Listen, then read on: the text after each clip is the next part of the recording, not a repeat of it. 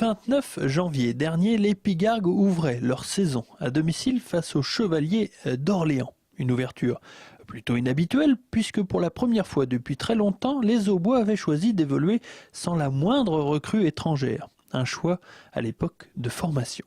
Le problème, c'est que ça coûte de l'argent, ils s'investissent 3 mois, ils repartent aux États-Unis et finalement on n'a pas de retour sur investissement parce que quand ils repartent, ils font pas un transfert de compétences en fait. Ils nous transmettent absolument rien, dès qu'ils partent, on est tout seul avec nos yeux pour pleurer, on n'a plus d'argent. Et là on a décidé de se consacrer juste à nos joueurs, à les former les jeunes et pour qu'ils montent en senior en fait. Et voilà, depuis le début de la semaine, les Troyens ont fait du rétro-pédalage en faisant appel à une vieille connaissance, l'ancien quarterback des Pigargues, l'américain Anthony Whitley.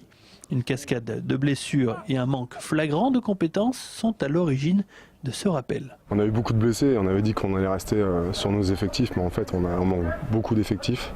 Et c'est surtout que c'est un joueur qu'on connaissait. C'est pas comme si on pariait sur un joueur qu'on n'a jamais vu de notre vie. C'est quelqu'un qui joue avec nous depuis 4 ans et c'était un plaisir pour lui de revenir et nous de le voir jouer. Le discours a bien changé donc, mais il faut dire aussi que les Pigargues ont bénéficié d'un concours de circonstances, car la meilleure amie d'Anthony est tombée amoureuse d'un Troyen, ce qui simplifie pas mal les problèmes d'hébergement.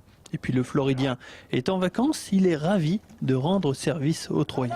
Ça fait 2 ans que je n'étais pas revenu ici, j'avais gardé de bons souvenirs, je suis donc très heureux de venir donner un coup de main aux Pigargues, mais quoi qu'il arrive, ce sera ma dernière saison. Son rôle ne sera pas cantonné à celui de quarterback titulaire de l'équipe première, il aura aussi la charge de formateur. On n'a pas oublié qu'Anthony, c'est plus qu'un Américain pour nous. Il nous a apporté plein de choses.